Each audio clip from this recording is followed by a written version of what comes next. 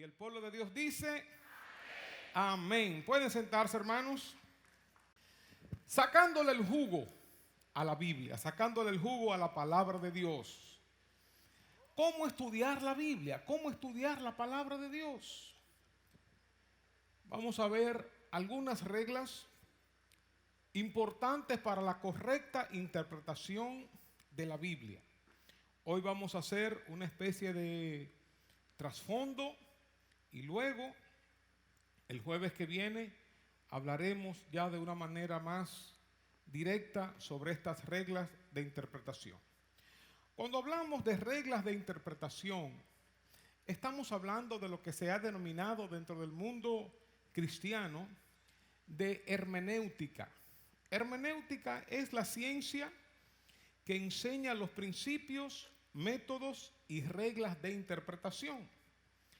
Pero la hermenéutica no solamente estudia la Biblia, no solamente nos da las reglas y normas para interpretar la palabra de Dios, sino que también la hermenéutica estudia los escritos del pasado, nos sitúa en el tiempo, en el espíritu del autor, de quien escribió. Imagínense ustedes que de aquí a 500 años, 200 años, alguien esté tratando de interpretar cómo nosotros nos comunicábamos o alguna carta que alguien le escribió a otro y alguien dice así, oye, ese tigre es un león.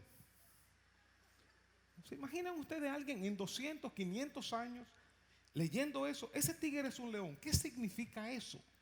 O para muchos de nosotros, si ustedes oyen la expresión, cuando mataron el chivo, el pato voló. ¿Cuántos conocen esa expresión? Nadie la conoce. Nadie la conoce. Ustedes saben quién era el chivo en nuestro país. Trujillo, ¿verdad? Entonces, cuando mataron el chivo, cuando mataron a Trujillo, el pato Ramfis voló y se fue. ¿Se imaginan ustedes? Que nosotros estuviéramos tratando de interpretar textos antiguos dentro de nuestra misma cultura, dentro de nuestro mismo idioma. Pero imagínense ustedes ahora que los suizos, los chinos, los anglosajones estuvieran tratando de entendernos a nosotros o viceversa, nosotros tratando de entenderlos a ellos. ¿Cómo lo vamos a entender? Y más si ha pasado mucho tiempo. Por eso la hermenéutica nos ayuda a entender los mensajes y a interpretarlo de manera correcta. Porque si alguien que no sabe dice, wow, mira, allá en la República Dominicana, cuando matan un chivo, los patos vuelan. Y saca una conclusión y saca una doctrina. Dice, esa gente son raras porque dicen, ese tigre es un león. Entonces uno dice, pero wow, parece que allá se dan una clase de animales que son una combinación genética entre tigre y león. Y cuando viene a ver, comienzan a hacer afirmaciones y a llegar a conclusiones que realmente no tienen que ver con la verdad original, con el sentido de la persona que lo escribió. Por eso, varias definiciones de hermenéutica es que hermenéutica es simple y llanamente interpretación de textos. Es la ciencia de interpretación bíblica, es el arte de interpretar textos, es la ciencia que trata de la recta inteligencia e interpretación de las escrituras. La hermenéutica hace una especie de puente entre el ayer y el hoy. Imagínense, dice el apóstol Pedro en su segunda epístola, capítulo 3, versículos 15 y 16, y tened entendido que la paciencia de nuestro Señor es para salvación, como también nuestro amado hermano Pablo, según la sabiduría que le ha sido dada, os ha escrito casi en todas sus epístolas, hablando en ellas de estas cosas, entre las cuales, dice Pedro, entre las cuales hay algunas difíciles de entender, las cuales los indoctos e inconstantes tuercen, como también las otras escrituras, para su propia perdición. Oigan eso, dice Pedro, que en su tiempo, viviendo en la misma época, los escritos de Pablo, algunos de ellos eran difíciles de entender. Imagínense ahora para nosotros hoy en día cuán difíciles serán estos escritos. Claro, las cosas fundamentales de la Biblia son de una interpretación clara, son las cosas básicas y el Espíritu Santo nos ilumina y nos revela.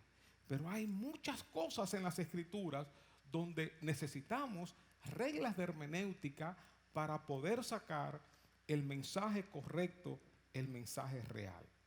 Por eso gran parte de la confusión que ha existido a través de la iglesia y que existe hoy en día entre cristianos tiene que ver con la mala interpretación de las Escrituras.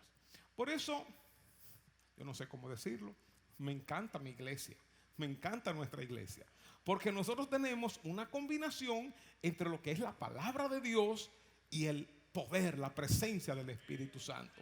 Como acabamos de ver, en un tiempo de alabanza, de adoración exuberante, derramando nuestros corazones delante de Él, pero también abrimos la palabra con seriedad, abrimos la palabra de una manera profunda, siempre dependiendo de la gracia y el favor de Dios.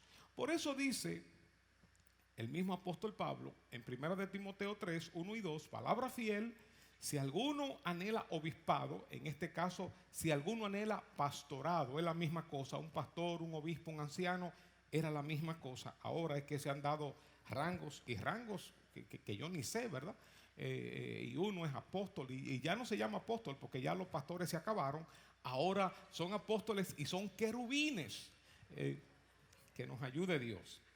Si alguno anhela obispado o un pastorado, buena obra desea, pero es necesario que el obispo sea irreprensible, marido de una sola mujer, sobrio, prudente, decoroso, hospedador, apto para enseñar.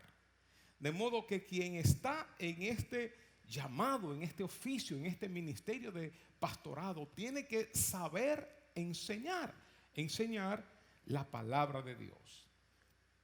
Por esta razón, por la mala interpretación de las Escrituras, es que hoy tenemos tanta proliferación de religiones, de sectas, de ideologías, de creencias. Entonces, ¿cuál es la función de la hermenéutica? La hermenéutica entonces nos enseña a sacar, a extraer el verdadero y correcto mensaje de la palabra de Dios. Sacar. De aquí que hay dos palabras en griego que se parecen mucho. Una es exégesis y la otra eisegesis. Exégesis quiere decir extraer, sacar. Eisegesis, parece que eisegesis es ibaeño, ¿verdad? Eso se lo inventó ibaeño. Eisegesis. Eisegesis entonces es meter, entrar a la escritura, entrar al texto. Por ejemplo, si nosotros vemos ahora a dos personas que están hablando, sean de sexo opuesto, del mismo sexo, nosotros podemos hacer una eisegesis, es decir, una interpretación desde afuera y meter desde afuera la idea que nosotros tenemos de lo que está ocurriendo con esas dos personas que están hablando. Si son del sexo opuesto, podemos decir, mira, yo creo que esas personas se están enamorando. O yo creo que esas personas están discutiendo. Yo creo que esas personas están tratando un tema muy serio. O yo creo que esas personas se están perdonando mutuamente y están sanando algún tipo de relación. Es decir, eisegesis es yo voy a ir con mis prejuicios, voy a ir con mi trasfondo, con mis conocimientos a tratar de interpretar lo que estoy viendo y a tratar de entrar en esa conversación, en esa relación, tratar de entrar lo que yo creo. Exégesis es extraer, es sacar. Exégesis entonces es diferente porque eso amerita una investigación. Veo a las dos personas hablando y entonces me acerco y comienzo a hacer preguntas. Comienzo a decirles, ok, ¿qué es lo que está pasando? ¿Qué conversación tienen ustedes? Ah, bueno, lo que pasó fue que nosotros hicimos esto, pasó aquello, tuvimos un problema o aquí por allá. Y entonces yo comienzo a hacer preguntas, comienzo la labor de investigación. Y en mi investigación, entonces saco la conclusión. Digo, esto es lo que está pasando. La verdad que hay mucha gente que hace mucha exégesis porque interpretan rápidamente cualquier cosa que alguien dijo, cualquier cosa que están mirando y ya llegan a una conclusión rápida, entrando sus pareceres, sus conclusiones, entrándolo a esa situación. Lo mejor es ir e investigar primero. Nunca se me olvida cuando mi hija Loren, nuestra hija Loren, estaba jovencita, y no me acuerdo por qué fue, que salimos a compartir y salimos a cenar, padre e hija. Y Loren, como ustedes saben, ¿verdad? Así como yo, siempre ha sido muy linda, muy preciosa. Y salimos a cenar. Y nosotros en nuestra casa somos siempre muy, muy salameros, ¿verdad? Y nos abrazamos y nos besamos y qué sé yo cuánto, y hemos jugado y nos tiramos en el piso, bueno, de todo eso. Y yo me acuerdo que estaba yo cenando con ella, esta muchacha lindísima, bien preparada, digo, bien maquillada, bien arreglada. Bueno, se parece mucho a Rocío, preciosa mi esposa, para que no me den un palopié esta noche. Y bueno, y hablando y compartiendo. Y después yo dije, wow, cualquier persona que nos ve van a decir, wow, pero mira al pastor Montalvo, se levantó una muchachita, mira con quién anda. Porque estaba haciendo exégesis, estaba metiendo su impresión, sus ideas a lo que estaba ocurriendo y no vino a donde nosotros a preguntarnos. ¿Y ella? ¿Y qué pasa? ¿Y cómo fue? Y entonces saca de ahí la conclusión que es hacer una exégesis. De modo que nosotros no vamos a la Biblia con nuestras ideas. No vamos a la Biblia con nuestras doctrinas. Nosotros no entramos, no exégesis, no entramos nuestras doctrinas a la Biblia. Esto es lo que yo creo y entonces déjame buscar dónde apoyo esto en la Biblia. No, nosotros no vamos así. Nosotros hacemos exégesis, vamos a la Biblia y comenzamos a estudiarla y extraemos, sacamos de la Biblia lo que la Biblia nos dice. Esto obviamente amerita un tiempo de investigación, un tiempo de estudio. Eso no es un asunto para hacerlo rápido de ahora para ahorita, como cualquier investigación que nosotros vayamos a hacer.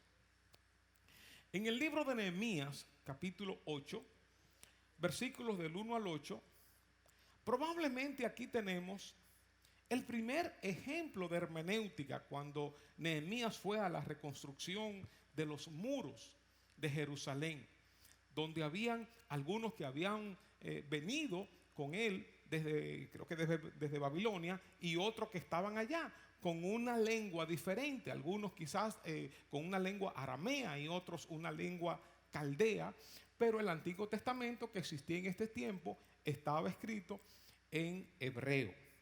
Y dice entonces que se juntó todo el pueblo como un solo hombre, porque ahora llegó un tiempo de arrepentimiento en la plaza que está delante de la puerta de las aguas, y dijeron a Esdras, el escriba, que trajese el libro de la ley de Moisés, la cual Jehová había dado a Israel. Y el sacerdote Esdras trajo la ley delante de la congregación, así de hombres como de mujeres y de todos los que podían entender. Parece que aquí estamos hablando un poco de idioma, que podían entender. El primer día del mes séptimo, y leyó en el libro delante de la plaza que está delante de la puerta de las aguas, etcétera, etcétera, etcétera.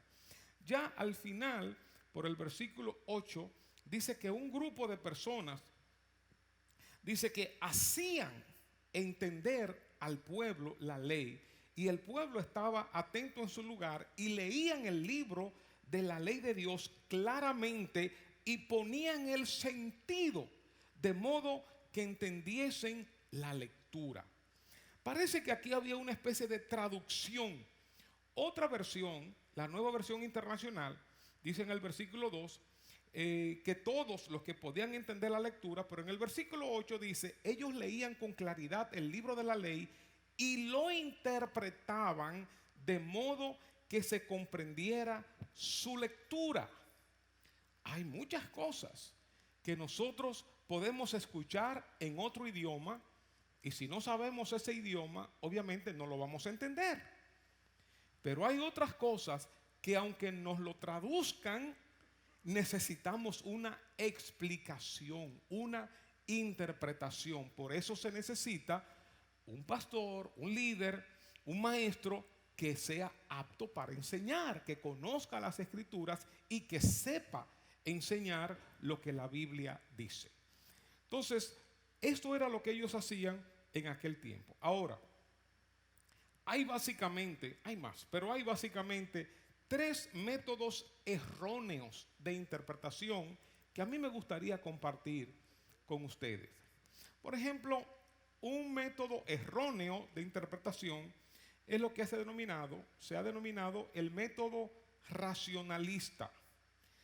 Este método consiste en someter toda la escritura al juicio humano para determinar la validez, la historicidad de sus declaraciones. Es decir, todo lo que dice aquí vamos a someterlo a la inteligencia humana para ver si esto tiene sentido. La razón, de acuerdo a este método, está por encima de las escrituras, y asume que lo sobrenatural no existe y que todo texto se puede entender por el uso de la razón. Por eso este método se levanta como si fuera el método científico, por haber eliminado lo que es sobrenatural. Alegan que los milagros fueron eventos naturales que se pueden explicar mediante las leyes físicas o por algunos datos que los autores ignoraron o no refirieron.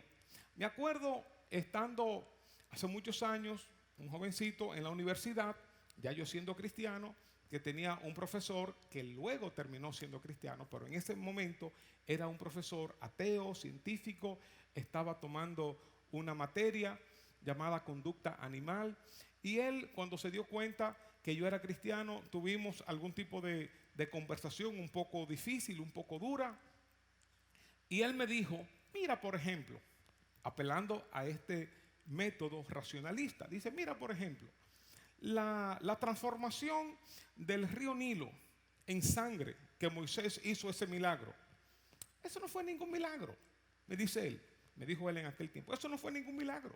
Lo que sucedió fue que en ese tiempo periódicamente había unas algas que tiraban una sustancia color vino, y el río Nilo se enrojecía, y me dio una explicación científica. Y dije, oh sí, pero qué interesante que si eso se hacía periódicamente, digamos cada año, obviamente el faraón sabía, todo el mundo sabía que eso se convertía en un color rojizo. Entonces lo que Moisés estaba haciendo no era algo fuera de lo común. Pero esta es la forma de pensar de aquellos que interpretan o quieren interpretar la Biblia de acuerdo a este método. Todo desde el punto de vista científico.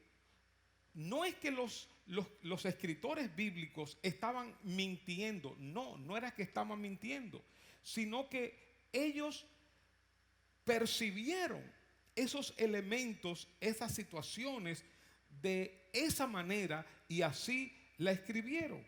No era que ellos estaban tratando de tergiversar la verdad. Por ejemplo, el método racionalista dice, cuando los discípulos que vimos ahorita estaban en el mar y Jesús vino caminando sobre las aguas, eso no fue que Jesús caminó sobre las aguas, sino que como ellos estaban en medio del mar y era en medio de la noche, no se dieron cuenta que estaban en la orilla. Y al estar en la orilla vieron a Jesús caminando pensando que estaban en medio del mar, pero no, Jesús estaba en la orilla. Entonces, para todo ellos tienen una explicación. Por ejemplo, que también vimos aquí, la multiplicación de los panes y los peces. Dice, no fue que hubo una multiplicación de panes y peces, no. Lo que sucedió fue, todo desde el punto de vista de la razón, lo que sucedió fue que cuando ese niño entregó sus 5 panes y 2 peces, eso motivó a toda la gente para que cada uno sacara su propia comida y la repartiera. Y ahí hubo esa entre comillas multiplicación, porque todo el mundo compartió. O dicen, por ejemplo, cuando Jesús fue a la tumba de Lázaro, no, Jesús supo, él se dio cuenta que Lázaro no había muerto, que Lázaro estaba como chocado, medio inconsciente, medio consciente, y actuó de una manera sabia en ese momento y llamó a Lázaro hacia afuera. Entonces todo ellos tratan de explicarlo desde el punto de vista racional, objetivo y científico. El otro método erróneo de interpretación es el método alegórico. El método alegórico, para este tipo de personas que interpretan la Biblia de manera alegórica, todo es un símbolo de cosas más profundas, como algo místico, algo que no se puede ver así a simple vista. Toda la Biblia fue escrita en una serie de alegorías o símbolos. O sea que lo que se ve no es la realidad, sino lo místico, lo que no se ve. Ese es el mensaje que está escondido en la Escritura.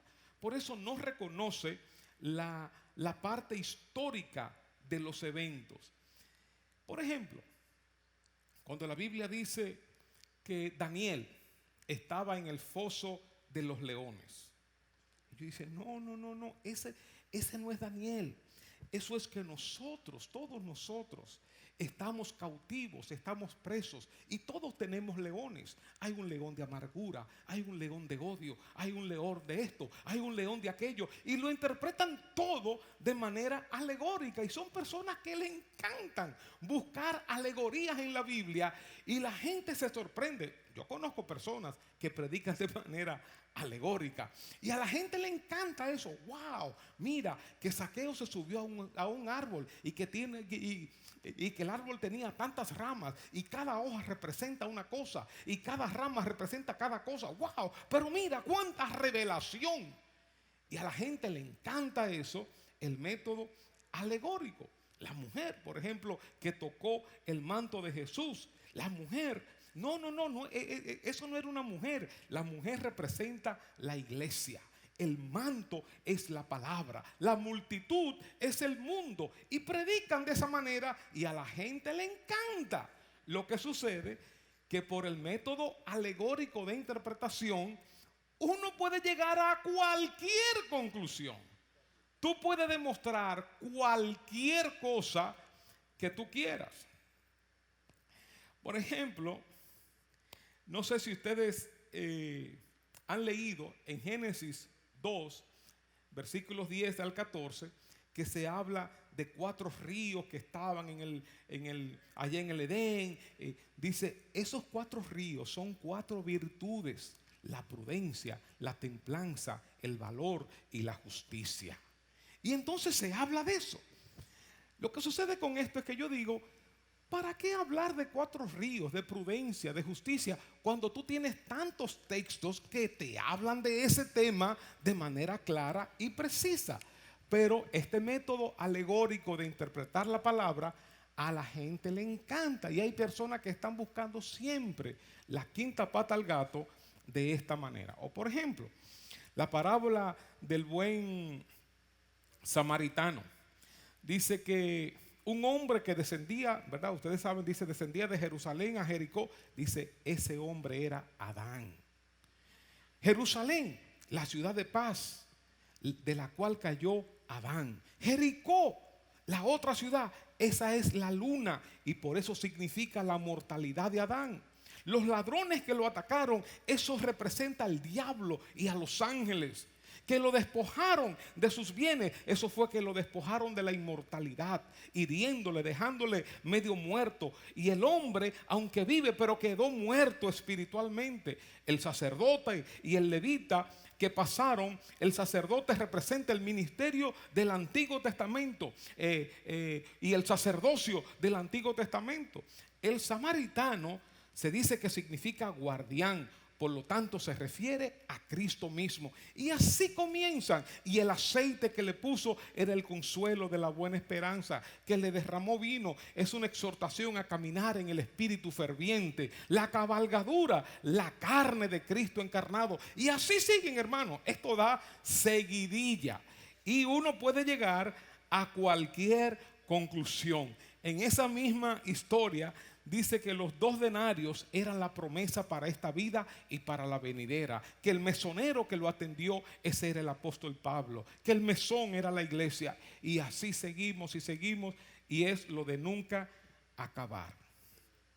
Bueno, este es el método alegórico de interpretar la Biblia. Mediante este método, entonces, podemos llegar a cualquier conclusión y podemos enseñar cualquier doctrina.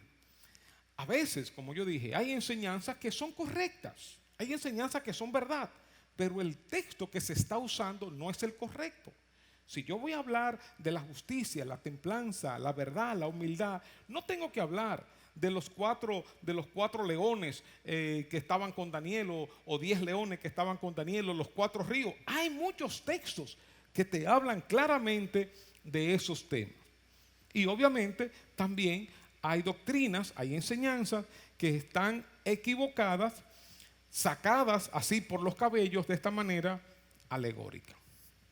Y el último método erróneo de interpretación, el primero fue racionalista, el segundo alegórico, el tercero es el dogmático.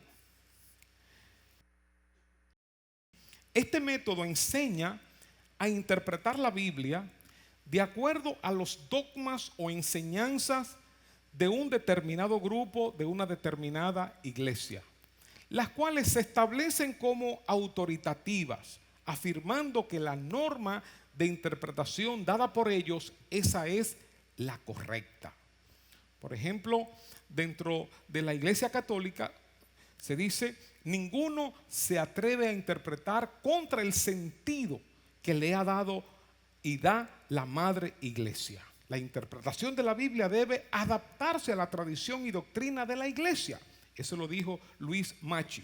Hugo de San Victo dijo también: aprende primero lo que debes aprender y luego ve a la Biblia. Los seguidores de estos grupos no interpretan la Biblia por sí mismos. Por eso la secta de los testigos de Jehová, ellos no estudian la Biblia, sino que ellos estudian lo que sus maestros le dicen y ellos creen lo que ellos le dicen que deben creer. Por eso cuando uno está abriendo la escritura con un tipo de persona así, ellos no soportan un estudio personal de la palabra de Dios. Y así también ocurre con nosotros los evangélicos. Digamos, ustedes están en esta iglesia. Imagínense ustedes que nosotros enseñemos que para orar, cuando uno llega al templo para orar, todos tenemos que estar de rodillas. El que no ora de rodillas no está reverenciando a Dios. Por eso, cada persona que viene, porque esa es la enseñanza de nuestra iglesia, suponiendo, no es esa, ¿verdad? Suponiendo, cada persona que llega, se arrodilla, y se arrodilla, y se arrodilla. Nadie va a la escritura para ver si la enseñanza de la Biblia es así, que siempre hay que orar de rodillas, porque así lo enseña la Biblia, sino que ya eso se convierte en un dogma. Así es como nosotros lo hacemos y eso es lo que entendemos que Dios nos está diciendo. O así es como se recibe el Espíritu Santo, de esta y de esta manera. Así es como debemos creer en tal o cual cosa. Y entonces la iglesia o el grupo o el líder está trazando pautas de lo que nosotros debemos creer. ¿Cuál es el problema? El problema es que cada vez más hay un pueblo de Dios alrededor del mundo que no estudia la palabra de Dios y solamente sigue lo que los pastores le decimos, los predicadores le decimos, los que ven en televisión, los que escuchan en radio, los que leen libros, y eso de ahí se guían, pero no se dan el tiempo para estudiar la palabra de Dios. Entonces por eso todos estamos llenos de dogmas, porque no cuestionamos nuestras creencias, no cuestionamos las cosas que estamos escuchando, sino que somos como niños crédulos, no creyentes, crédulos, que creemos todo lo que nos dicen sin ir a la Escritura. Me encanta el pasaje del libro de los Hechos, cuando el apóstol Pablo, no sé si fue Pablo y Silas o Pablo y Bernabé, que llegaron a la ciudad de Berea. Y Pablo lo que estaba tratando era de demostrar que Jesús era el Cristo, que Jesús era el Mesías prometido en el Antiguo Testamento. ¿Y ellos qué hicieron? Cuando Pablo estaba enseñándoles, obviamente con el Antiguo Testamento, porque no existía el Nuevo Testamento, ellos con Pablo examinaban lo que Pablo le decía a ver si las cosas que él le decía eran así. Es decir, que no creían meramente por lo que Pablo le decía, sino lo que tú me dices, que esta profecía se cumplió en Jesús. Vamos a ver aquí. Pam, pam, pam. Aquí miraban el libro de Isaías. Y esto que tú dices se cumplió en Jesús. Vamos a ver. Ellos examinaban las Escrituras.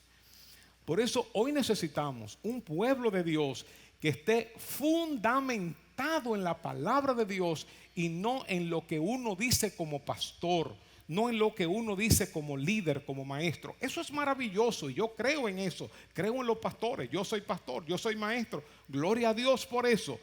Pero nada puede sustituir el estudio personal de las Escrituras. Nosotros, cuando escuchemos cualquier mensaje, cualquier doctrina, cualquier cosa que se enseñe por ahí, tenemos que buscar la Escritura y mediante una sana hermenéutica, mientras en una exégesis sacar de la Biblia, entonces llegaremos a esa conclusión. Ahora, ¿qué es la Biblia? Porque estamos hablando de hermenéutica, entrar en la palabra de Dios. La Biblia es la revelación de Dios al hombre. Bueno, aquí hablamos ya, concluimos con los 3 métodos erróneos de interpretación. La Biblia es la palabra de Dios, la revelación de Dios. En la Biblia se usa una palabra en griego que es apocalipsis, que significa revelación. Es una palabra que quiere decir correr el velo. Por ejemplo, si aquí hubiera un gran velo, uno no sabe lo que está detrás. Cuando se corre el velo, la gente puede ver lo que está detrás. Eso es revelación. Eso es apocalipsis. Y Dios ha corrido la cortina, se ha revelado o se ha dado a conocer a través de su palabra. Por tanto, revelación es la actividad de Dios para hacerse conocer al hombre. Si Dios no se diera a conocer, sería imposible para nosotros conocer a Dios. Si Él no se mostrara, no se revelara al ser humano, sería imposible conocerle. Entonces, ¿cómo Dios se da a conocer? Hay prácticamente 3 formas en que Dios se ha dado a conocer. Una, a través de la creación. Dice el Salmo 19:1, los cielos cuentan la gloria de Dios. Cuando las personas ven el cielo, ven las estrellas, ven la creación, ven todas las cosas, dice, los cielos cuentan, hablan de Dios y el firmamento anuncia la obra de sus manos. Cuando alguien ve la naturaleza, dice, pero es que esto no pudo haber venido por una mera casualidad. Esto fue alguien que lo creó. Y dice Romanos capítulo 1, versículos 19 y 20, porque lo que de Dios se conoce les es manifiesto, pues Dios se lo manifestó. Porque las cosas invisibles de Él, su eterno poder, su deidad, se hacen claramente visibles desde la creación del mundo, siendo entendidas por medio de las cosas hechas, de modo que no tienen excusa. Cuando nosotros vemos la creación, nos dice que hay un Dios. ¿Qué nos dice la creación acerca de Dios? Nos dice que es un Dios poderoso. Nos dice que es un Dios creativo. Nos dice que es un Dios bueno. Nos dice que es un Dios artista, que hace cosas lindas, que hace cosas bonitas. Y uno puede ver tantas y tantas cosas de Dios, pero la creación no nos llama a arrepentimiento. En un sentido, la creación, vamos a decir, es una manifestación, una revelación de Dios en un sentido limitada. Otra revelación de Dios, como Dios se revela, es a través de Jesucristo, quien es la máxima revelación de Dios. Dice Hebreos capítulo 1, versículo 1 al 4. Dios, habiendo hablado muchas veces y de muchas maneras en otro tiempo a los padres por los profetas, en estos postreros días nos ha hablado por el Hijo, a quien constituyó heredero de todo y por quien asimismo hizo el universo, el cual, siendo el resplandor de su gloria y la imagen misma de su sustancia, y quien sustenta todas las cosas por la palabra de su poder, habiendo efectuado la purificación, etcétera, etcétera, etcétera. Juan 1:14 dice: y aquel verbo fue hecho carne, el verbo, la palabra, y habitó entre nosotros, y vimos su gloria, gloria como del unigénito del Padre, lleno de gracia y de verdad. Y dice el versículo 18: a Dios nadie le vio jamás. El unigénito Hijo que está en el seno del Padre, Él le ha dado a conocer. Y cuando Felipe y sus discípulos le hicieron la pregunta a Jesús en Juan 14, versículo 9, dice: Jesús le dijo: ¿tanto tiempo hace que estoy con vosotros y no me has conocido, Felipe? El que me ha visto a mí, ha visto al Padre. ¿Cómo dices tú, muéstranos al Padre? De modo que Jesús es la revelación de Dios, el resplandor de Dios, la imagen de Dios, la palabra hecho carne. De modo que Dios se reveló a través de la creación, se reveló, se mostró a través de su Hijo Jesucristo y se reveló a través de la palabra de Dios. Segunda de Timoteo 3, versículos 15 al 17. Dice que desde la niñez has sabido las sagradas escrituras, las cuales te pueden hacer sabio para la salvación por la fe que es en Cristo Jesús. Toda la escritura es inspirada por Dios, soplada por Dios y útil para enseñar, redarguir, para corregir, para instruir en justicia. Dios se ha revelado ahora a través de su palabra. Si nosotros queremos conocer los pensamientos de Dios, tenemos que ir a la palabra. Si queremos conocer los valores, los principios del reino de Dios, tenemos que ir a su palabra.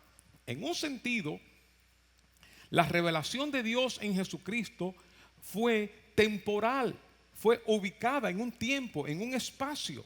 Y Jesucristo se fue al cielo y dejó a sus discípulos, y de ahí se diseminó el evangelio, el reino de Dios. Pero la palabra de Dios está en todo lugar y prácticamente en casi todos los idiomas y dialectos. De modo que a través de la palabra de Dios nosotros podemos conocer más profundamente a Dios.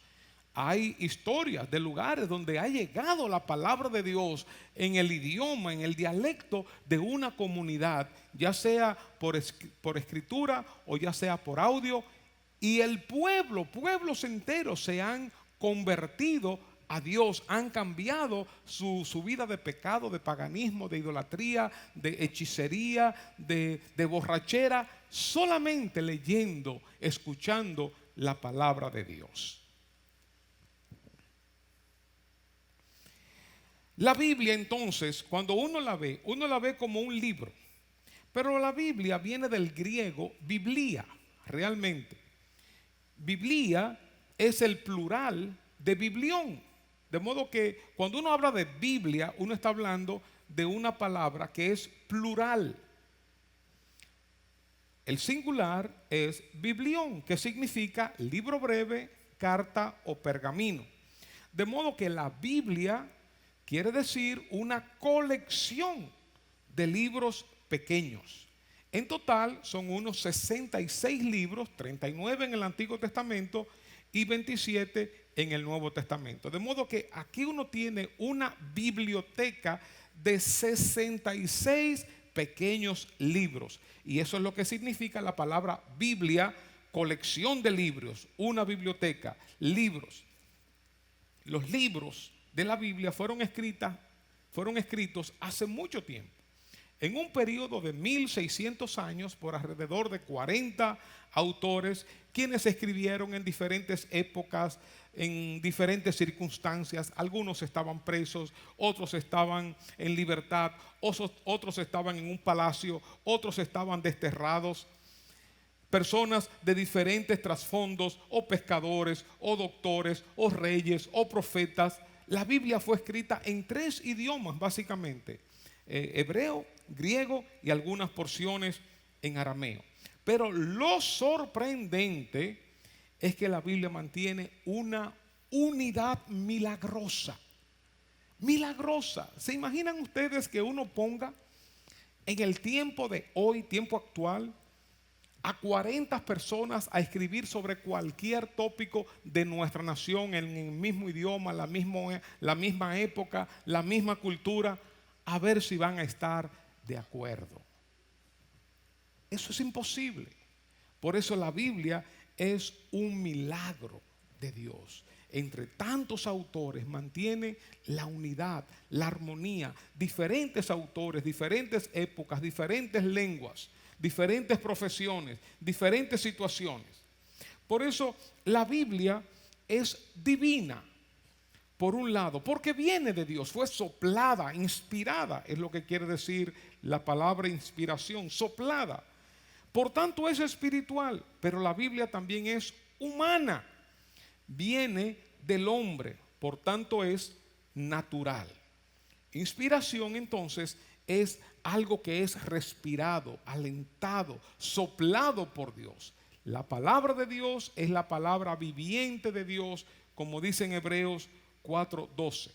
Los autores de la Biblia escribieron siendo inspirados por Dios, siendo soplados por Dios. Segunda de Pedro 1:20 y 21 dice lo siguiente: entendiendo primero esto, que ninguna profecía de la Escritura es de interpretación privada, porque nunca la profecía fue traída por voluntad humana, sino que los santos hombres de Dios hablaron siendo inspirados por el Espíritu Santo. Por eso la Biblia es divina, pero la Biblia es humana. La Biblia es la revelación de Dios a través de los hombres. Dios usó hombres con su idioma, su cultura, su contexto histórico, sus circunstancias, sus situaciones. Y Dios usó a esas personas. Por ejemplo, si ahora viene un predicador del Cibao y les va a dar una palabra profética a esta iglesia, ¿cómo ustedes creen que ese cibaeño va a decir? El Señor dice, apégate de ahí. Va a hablar en su cibaeño. Y si es del sur, el Señor dice, lo va a decir en su forma de hablar. Entonces Dios no obvia, no pone a un lado la cultura, el lenguaje, la forma. Nosotros, para dar una profecía, no tenemos que tomar una pose de locutor. El Señor te dice, escucha. Y entonces comenzamos a hablar como los españoles: escuchaos, no os sorprendáis. No, el Señor te va a usar como tú eres, con lo que tú tienes, con tu idioma, con tu forma. Por ejemplo, Primera de Tesalonicenses 2, versículo 13, dice la Biblia que Dios hablaba a los hombres a través de su palabra. Dios actuaba a través de la palabra. Entonces, la hermenéutica nos ayuda a entender aquellos mensajes, aquella palabra de hace 2000 años, para entender lo que quisieron decir en el día de hoy. El léxico, por ejemplo, que usaban los escritores bíblicos, no era un léxico, un vocabulario evangélico. Era el vocabulario común y corriente de su época. Por ejemplo, ahora nosotros hablamos, bueno, cuando el Señor me redimió. Pero esa era una palabra normal. La palabra redimir se usaba para ir a comprar en un mercado de esclavos. Cuando tú ibas y comprabas a un esclavo, tú los redimías. O cuando había una pareja que el esposo moría, entonces la mujer quedaba viuda. Entonces, otro de sus hermanos o de los familiares tenía que venir y redimirla, tenía que venir a ayudarla, a rescatarla y casarse con ella. De modo que la hermenéutica nos traza un puente entre la antigüedad y el hoy para que entendamos lo que Dios quiso decir a través de estos autores. Por último, quisiera hablarles acerca de las características entonces del intérprete de las Escrituras. Si tú quieres ser un estudiante de la palabra de Dios, si tú quieres ser un buen intérprete de la palabra de Dios, te voy a dar 4 características fundamentales que todo estudiante de la Biblia, todo intérprete de la Escritura debe tener. En primer lugar, debe ser amante de la verdad. Lo que nosotros queremos es la verdad. Por ejemplo,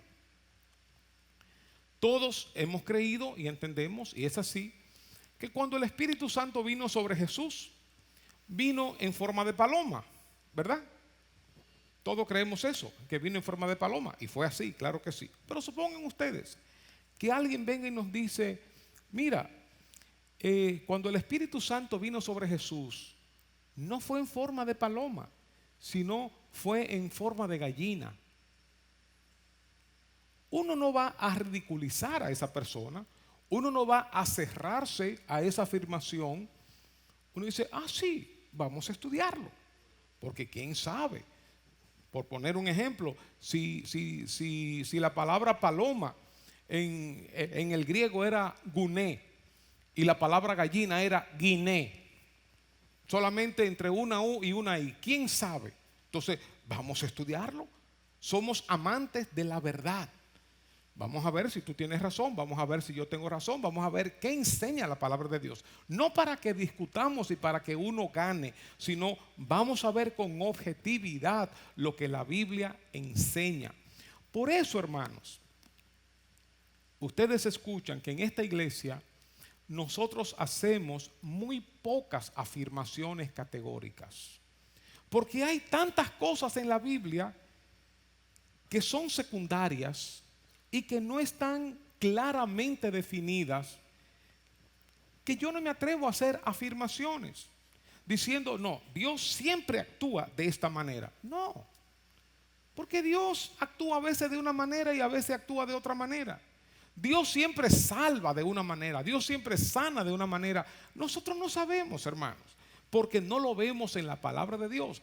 Pero yo sé que hay personas que son muy valientes y hacen afirmaciones muy categóricas, y yo no sé por qué.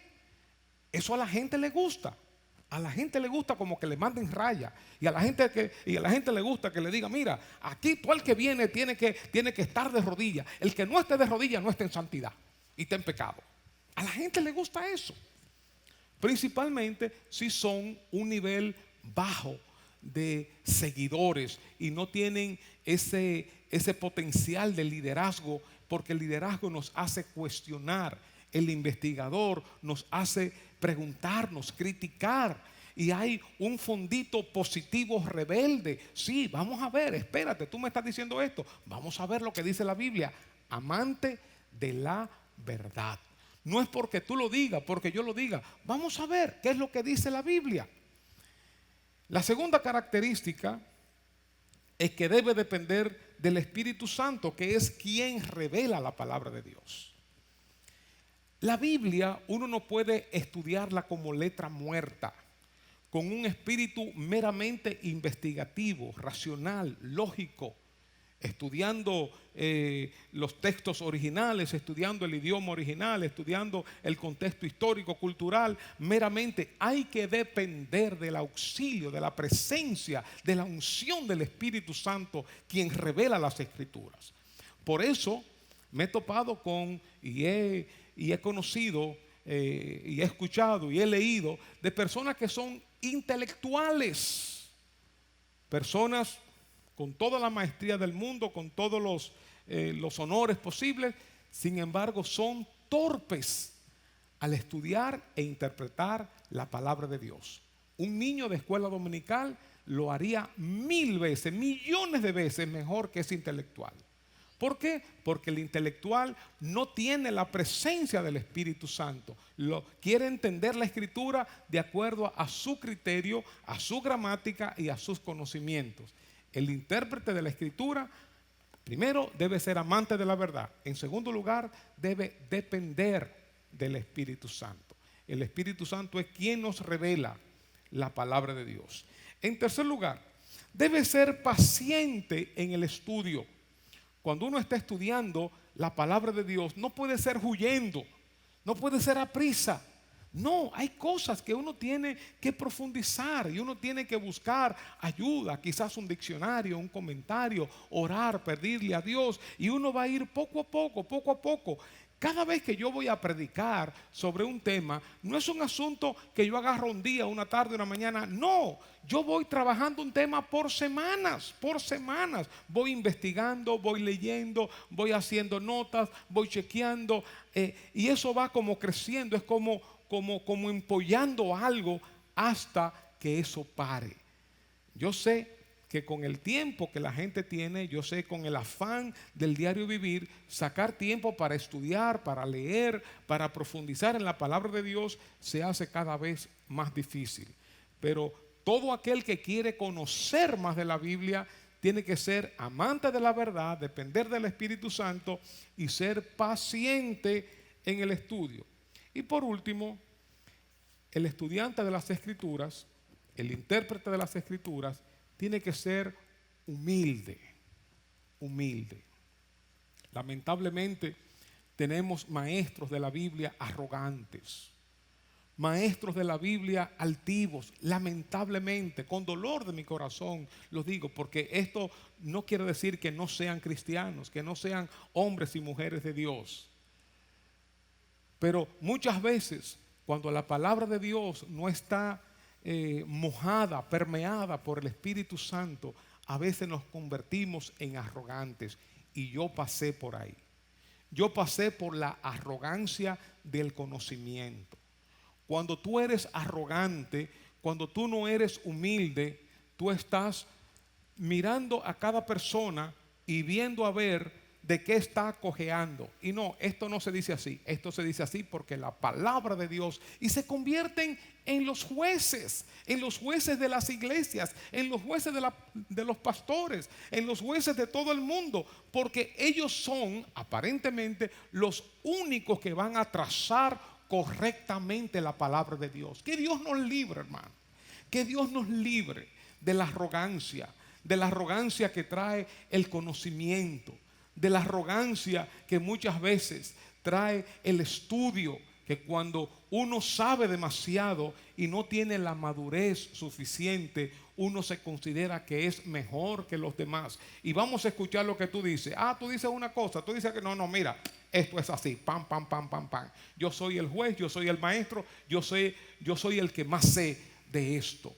Y así muchas veces predicamos y así nos comportamos, hablando desde un sitial sumamente alto, sumamente elevado. Que Dios nos libre y que nos haga humildes cuando estemos estudiando y enseñando la palabra de Dios. Así que concluyo con estas 4 características del intérprete de las Escrituras: amante de la verdad, depender del Espíritu Santo, ser paciente en su estudio y ser humilde.